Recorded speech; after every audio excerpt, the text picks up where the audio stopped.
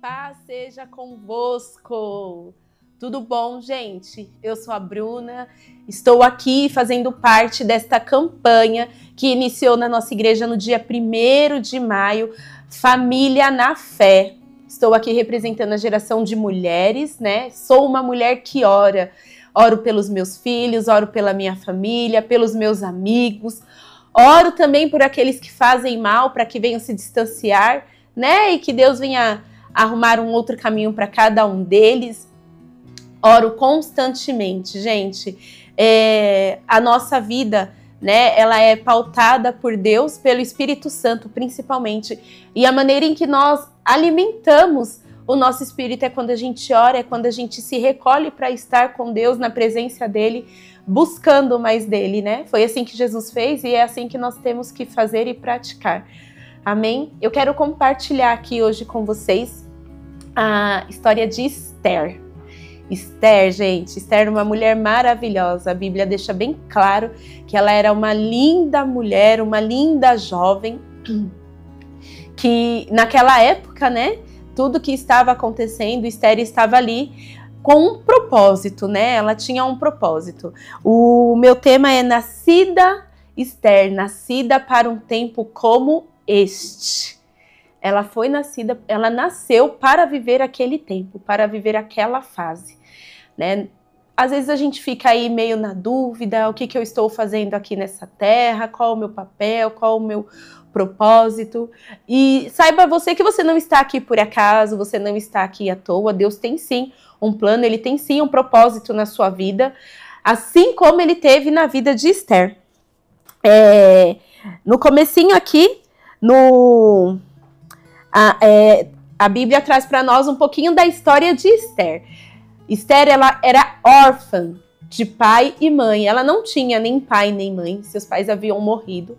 E aí foi um tio, que era primo, na verdade, né? E aí ele quis cuidar dela e cuidou dela como uma filha. Ele teve Esther ali como uma filha e cuidou muito bem dela. E quando chegou a hora, né, que talvez para Esther, tipo, não é nada demais. Mas quando chegou a hora, quando se aproximava o propósito na vida de Esther, o tio dela foi um papel importantíssimo para que o plano de Deus viesse se cumprir na vida dela. O rei daquela época, né, o rei Xerxes, ele, indignado com a sua esposa, com a rainha, né, a rainha Abigail, ele estava, a rainha Vasti, ele estava indignado com o comportamento dela, com a atitude que ela veio a ter. E então ele falou, não, eu vou arrumar outra rainha para ocupar o lugar da rainha Vasti. E aí foi onde ele começou todo, né, um trabalho, mandou os principais homens ali do reino em busca da virgem mais bela que encontrasse para que viesse se tornar a nova rainha. E assim ele encontrou, né? Foram longos meses de preparo para aquelas mulheres, elas precisaram se preparar muito, elas precisavam estar diferente para conseguir ser vista pelo rei e ser desejada por aquele rei. E Esther, né, o que eu gostei aqui na passagem de Esther, aqui na história dela, deixa bem claro que Esther era muito favorecida. Ela já era favorecida por ser bela, né, por ser linda. E ela era favorecida, assim, por todos os outros que estavam lá, por todos aqueles que faziam parte ali do reinado. E no capítulo 2, no versículo 15, diz assim, ó, Esther era filha de Abiai, tio de Mardoqueu. Mardoqueu havia adotado Esther, sua prima mais nova, como filha. Quando chegou a vez de Esther se apresentar ao rei, ela aceitou o conselho de Hegai, eunuco encarregado do harém. Não pediu nada além do que ele sugeriu e agradou a todos que a viram. Esther foi levada ao rei Xerxes no palácio real no mês de dezembro, no 7º ano de seu reinado. O rei gostou mais de Esther do que qualquer outra moça. Agradou-se tanto dela que pôs a coroa real sobre a sua cabeça e a declarou rainha em lugar de Vasti. E aí ele fez uma comemoração, fez um banquete, fez tudo voltado ali, né, na intenção de comemorar aquela nova rainha que estava ali, a rainha Esther. E é claro, né, uma rainha muito bela, muito elegante. E aí, gente, o que a história de Esther, ela traz para nós, né? O que ela pode nos representar enquanto mulher, quanto nós nos sentimos representada pela rainha Esther, né? Uma mulher que se levantou naquela época, naquele período, e talvez ela não sabia muito bem qual era o propósito dela. Mas entenda, ela era órfã, ela não tinha os pais dela. Então ela poderia estar se lamentando pela situação de vida, mas não, ela seguiu os conselhos do seu primo que a teve como filha. Ela seguiu os conselhos dele, ela foi sábia, ela deu o ouvido para os ensinamentos que ele tinha para a vida dela, e ela aceitou, sim, não, eu vou até lá, eu vou fazer parte, eu quero estar junto. E de órfã, ela se tornou rainha. Ela saiu de uma posição de órfã, de quem não tinha nada, para se tornar uma rainha. Veja só, o quanto Deus fez na vida dela, né? O quanto ela pôde ser mudada e transformada. E aí, muitas das vezes, nós nos pegamos com medo, inseguros, porque não temos algo, porque eu não tenho uma roupa bonita, porque eu não tenho um bom emprego, porque eu ainda não tenho um marido. Quem sou eu? Eu nem tenho um marido, eu não tenho filhos ainda, eu ainda não. Não é sobre isso. É sobre você saber quem você é. É sobre o que mais de precioso você tem. E Esther, ela tinha algo muito precioso, ela tinha Deus. Ela entendia que ela fazia parte do povo de Deus.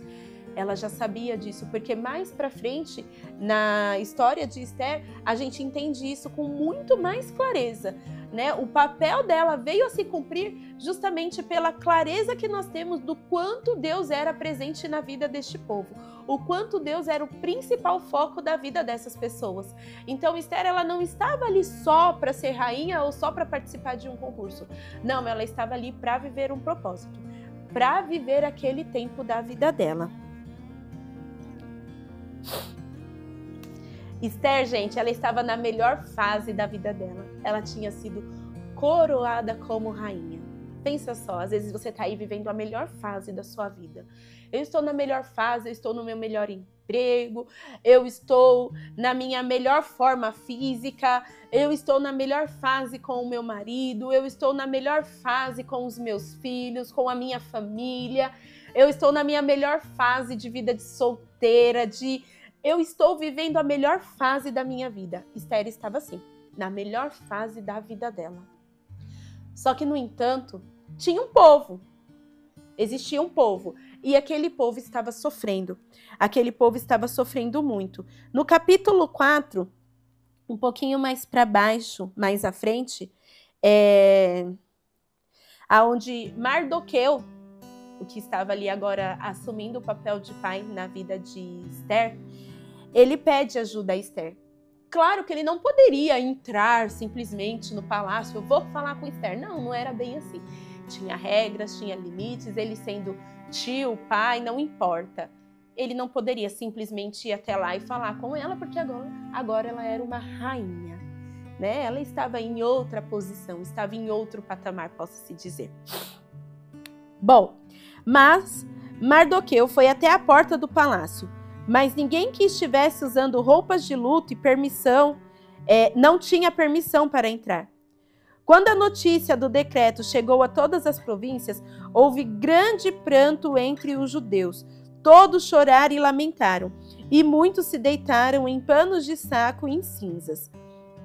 Gente, que decreto foi esse? Foi uma conspiração de Amã contra os judeus.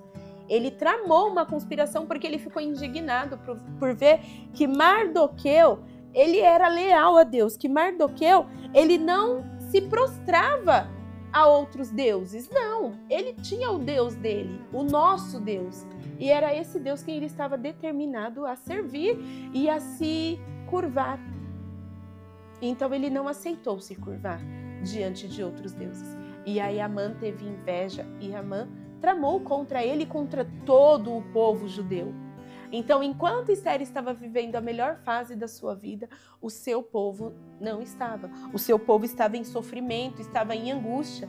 Todo o povo de todas as províncias que receberam o decreto, eles se deitaram em panos de saco e em cinzas. E aí, gente, um pouquinho mais para frente, vem o relato, né, de Esther, de ir até lá, de querer entender o que estava acontecendo. Ela pediu que os servos fossem até o tio, e o tio explicou tudo o que estava acontecendo, tudo que foi tramado contra a vida dos judeus daquela época. E então, Esther, um pouquinho mais para frente, no versículo 16 ainda do capítulo 4, Esther, ela falou, olha, tio, né? Ali em conversa com um e com outro, ela falou, olha, o senhor sabe que para se apresentar diante do rei, que para falar com ele, se você não for chamado e se o cedro dele não estender sobre você, você não pode entrar. E você ainda pode ser morto. E aí o tio dela também devolveu uma resposta para ela. Se ficar calada um momento como este, alívio e livramento virão de outra parte para os judeus, mas você e seus parentes morrerão. Não é porque ela era rainha, ela deixou de fazer parte daquele povo. Ela deixou de servir a Deus. Não, você ainda faz parte de nós. Então, lute por nós. Você não está aí só para ser a mais bela do palácio. Não, você está aí com um propósito. E esse era o propósito dela. Ela tinha que estar lá fazendo e representando o que era para ela fazer naquele momento. Então, ela falou para que todos, vá, reúna todos os judeus e nós vamos jejuar e orar durante 3 dias e 3 noites. Durante 3 dias e 3 noites nós vamos orar e jejuar. E aí mais para frente, após, né, esses 3 dias, ela foi e se apresentou ao rei. E o rei autorizou e aceitou ela ali em sua presença. E assim Esther trouxe tudo o que estava acontecendo e, pela misericórdia de Deus, todo o povo judeu foi liberto. Todo o povo judeu saiu daquele risco que eles estavam para passar. Esther, ela tinha o poder, só que ela também tinha o amor. E ela precisou encontrar o equilíbrio para se apresentar ali diante daquele rei em favor do seu povo. E que nós, mulheres, venhamos ser assim. Nós temos o poder nas nossas mãos. Se a gente parar para ver o quanto poder tem uma mulher, gente, nossa, é imensurável o quanto poder Deus entrega na mão de cada uma de nós. Mas nós precisamos também ter o amor pelas outras pessoas.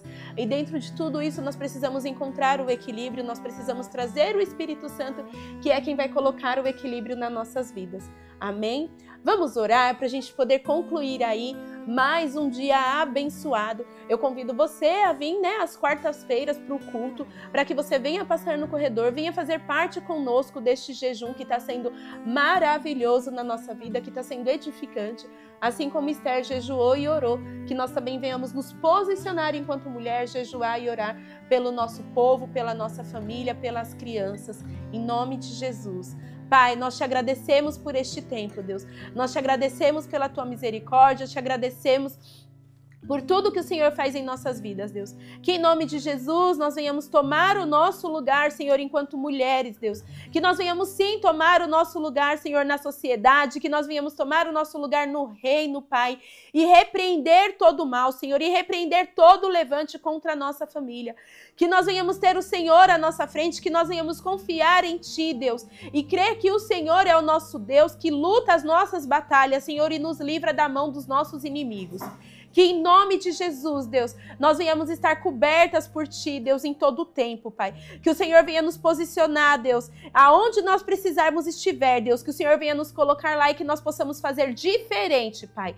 Que cada mulher, Senhor, da nossa igreja venha alcançar muitas outras mulheres, Senhor, para que assim nós possamos ainda mais glorificar e honrar o Teu santo nome, Deus.